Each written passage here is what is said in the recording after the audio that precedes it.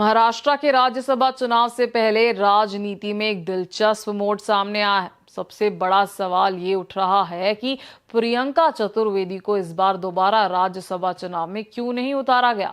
इस सवाल का जवाब दिया है संजय राउत ने, जो शिवसेना उद्धव बाला साहेब ठाकरे के वरिष्ठ नेता है।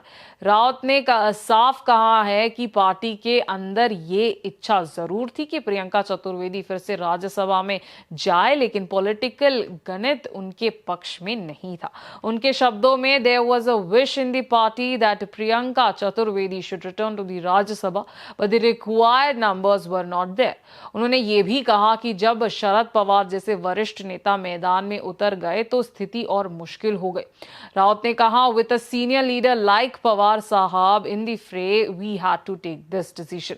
दरअसल महाराष्ट्र से 7 राज्यसभा सीट खाली हो रही है, जिनके लिए चुनाव 16 मार्च को होने वाले हैं।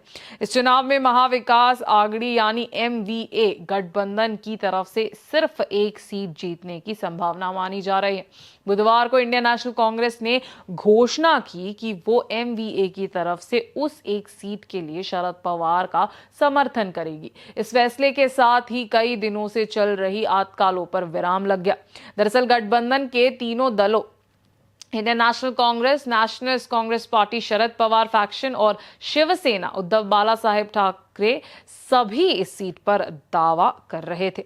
वहीं दूसरी तरफ सत्ताधारी गठबंधन भारतीय जनता पार्टी ने इस चुनाव के लिए 4 उम्मीदवार उतारे हैं। इनमें पार्टी के महासचिव विनोद तावड़े और केंद्रीय मंत्री रामदास आठवले भी शामिल है। बीजेपी की लिस्ट पर प्रतिक्रिया देते हुए संजय राउत ने कहा कि रामदास को दोबारा मौका मिलना अपेक्षित था, लेकिन विनोद तावड़े की उम्मीदवारी खास मानी जा रही है।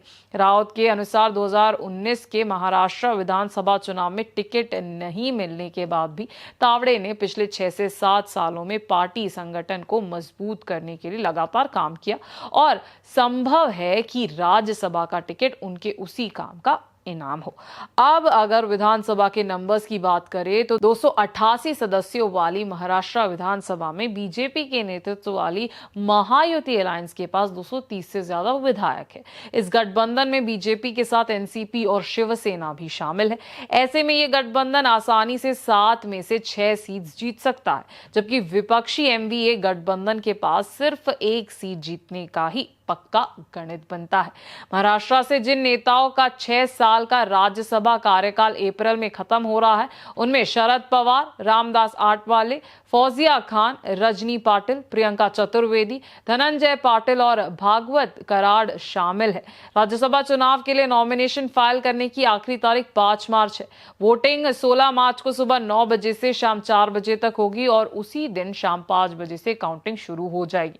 कुल मिलाकर इस चुनाव में असली खेल नंबर्स और पॉलिटिकल गणित का है और इसी वजह से इस बार प्रियंका चतुर्वेदी का मौका नहीं मिला।